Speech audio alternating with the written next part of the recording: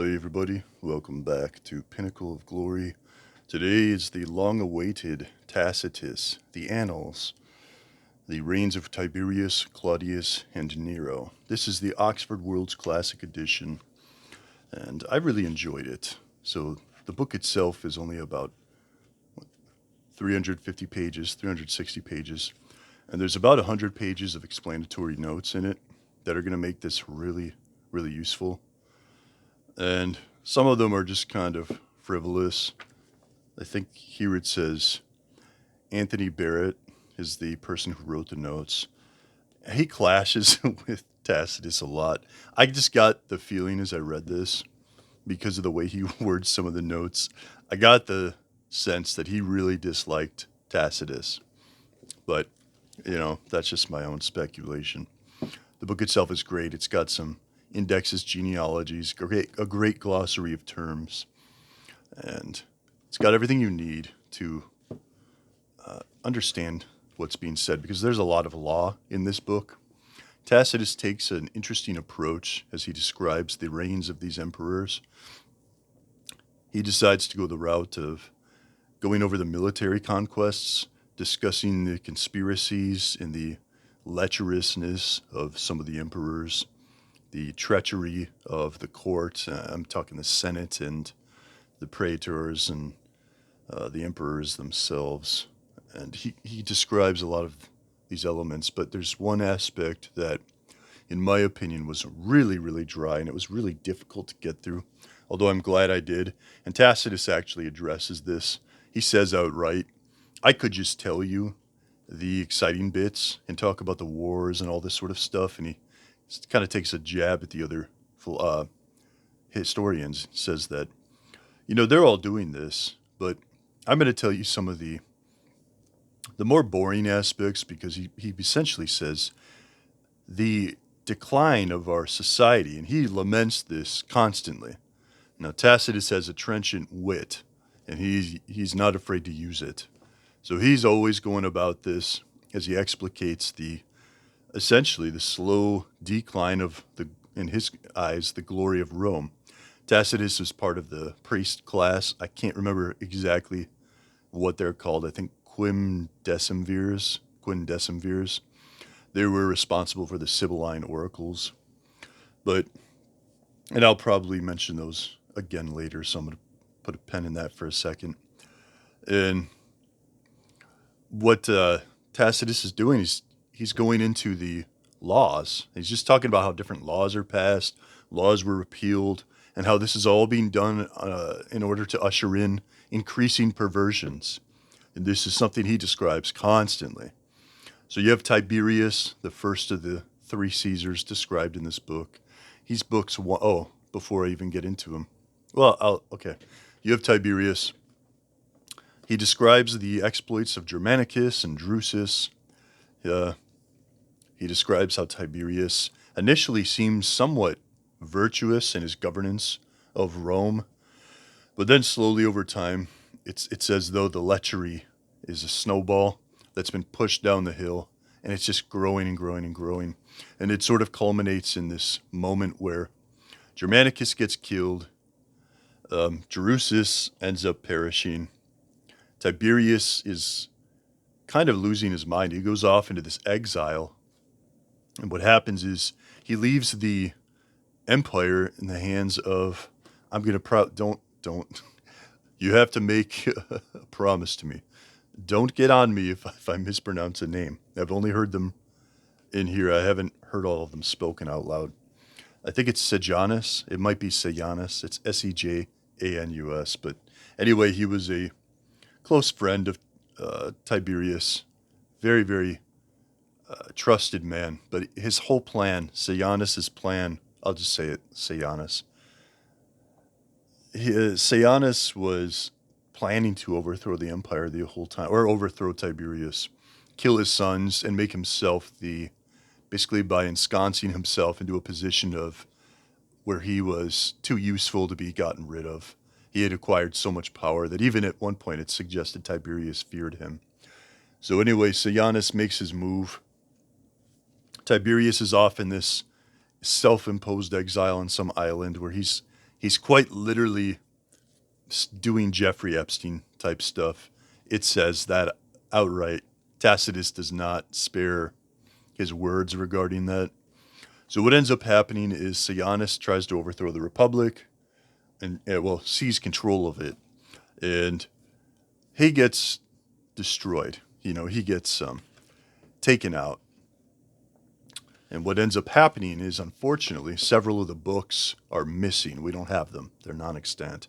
And so, unfortunately, we don't really know what Tacitus had said about how exactly he ends. Book 5 is just fragmented. But then Book 6 picks up and he loosely references the events that took place in Book 6. And it's pretty brutal. Or that took place in Book 4. What goes on, though, is, man, it's hard to say. So Sejanus' daughter gets raped and executed without mercy. And you're like, wait, what? Sejanus is, in Book 4, he's on top of the world. And now suddenly that's happening to his daughter. And there's just a series of trials and executions. And these are kangaroo courts.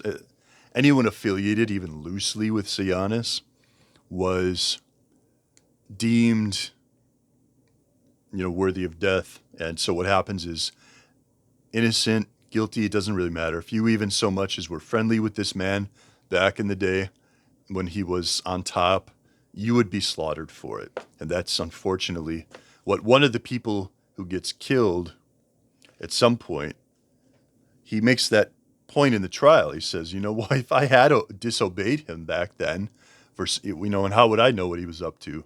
Y'all would have killed me for simply speaking against him. And he makes a point. Actually, I think he's spared for doing that. So that's kind of what happens with Tiberius. Tiberius ends in this, the way Tacitus describes it right here, it's on the back. He says, he was atrocious in his brutality, but his lechery was kept hidden. In the end, he erupted into an orgy of crime and ignominy alike. And that's exactly what happens. After the betrayal, Tiberius is super paranoid. And the thing is, there are so many conspiracies. And that's just a feature of empire, guys. If you've watched my other videos, you know how I feel about that.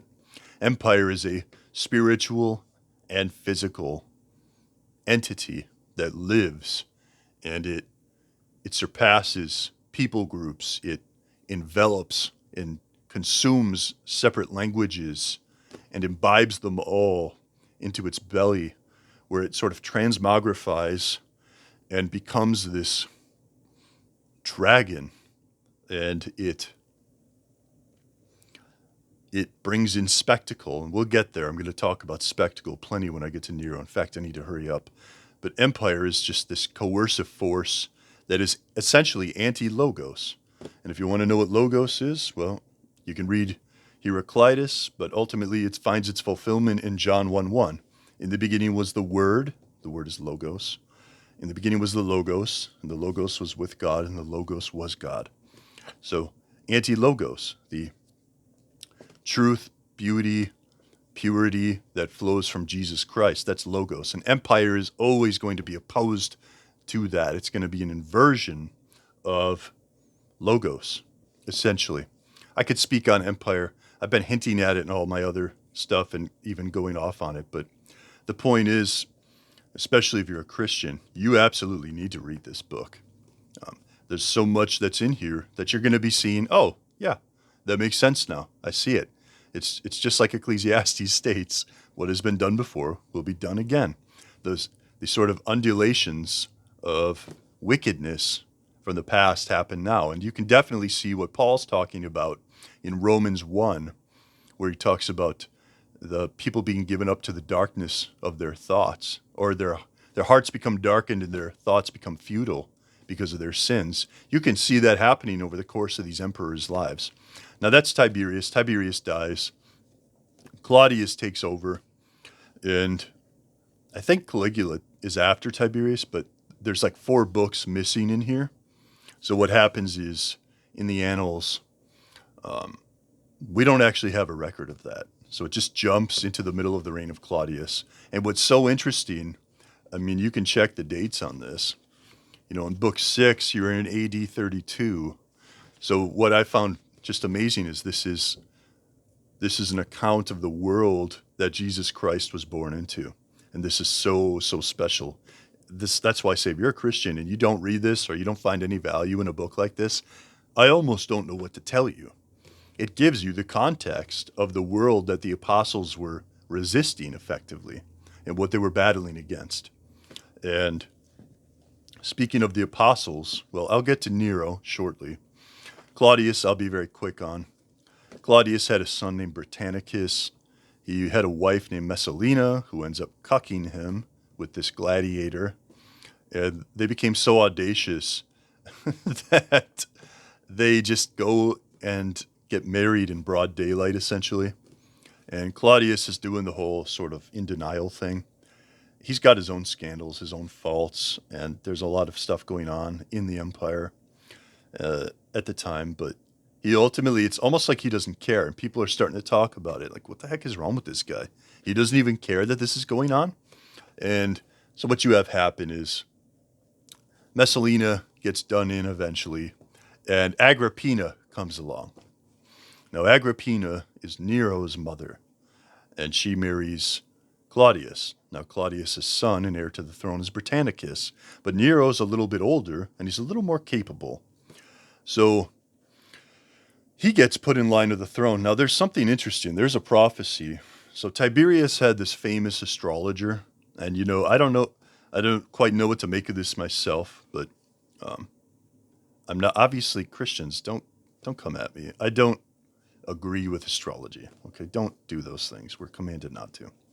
But what I'm trying to say is this astrologer accurately made some predictions and impressed Tiberius and basically saved his life in the process.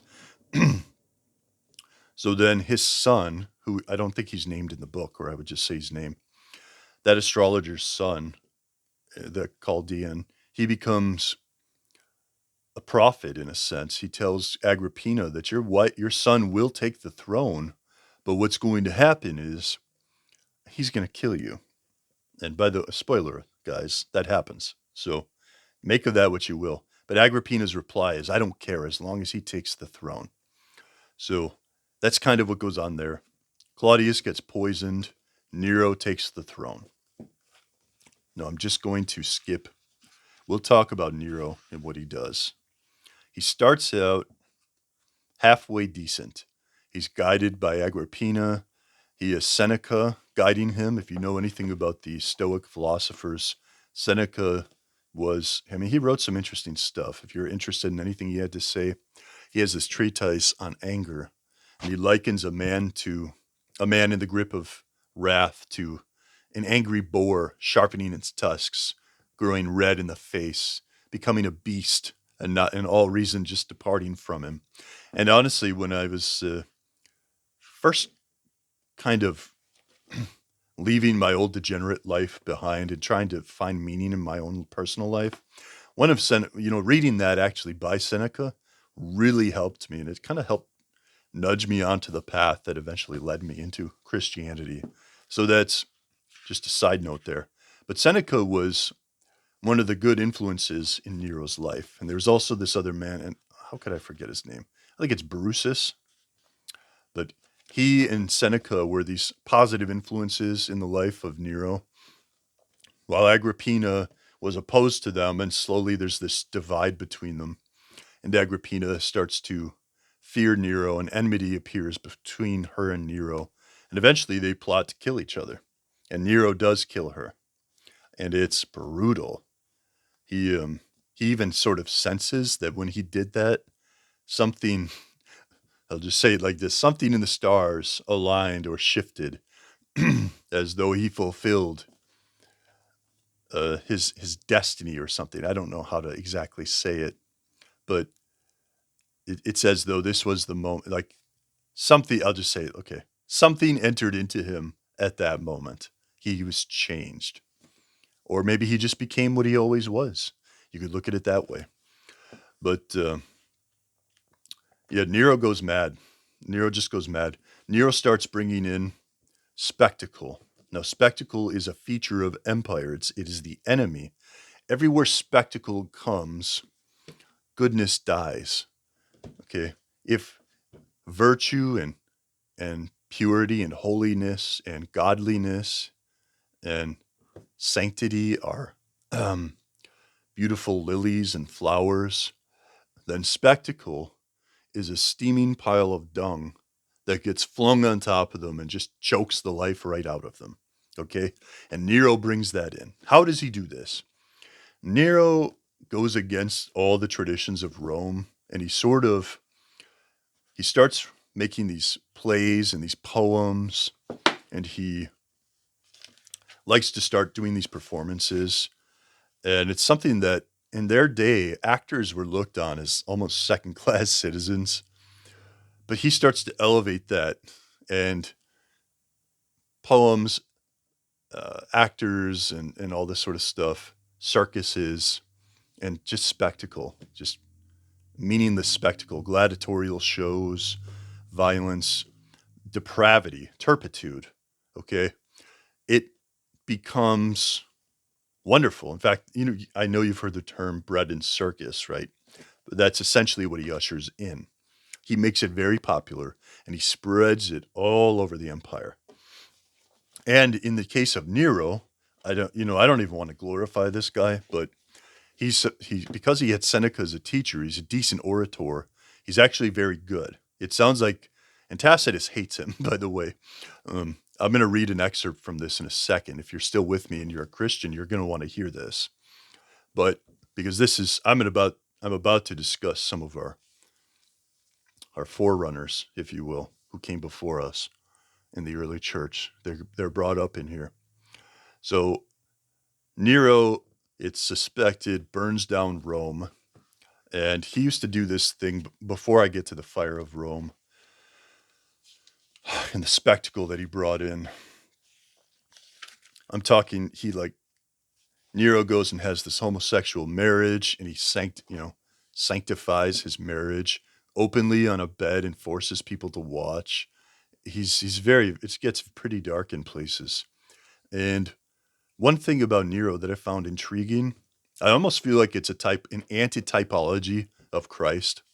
Nero would go into the marketplaces and just steal from people, and he would dress down like he was a commoner, and he would just start stealing from people, robbing from people.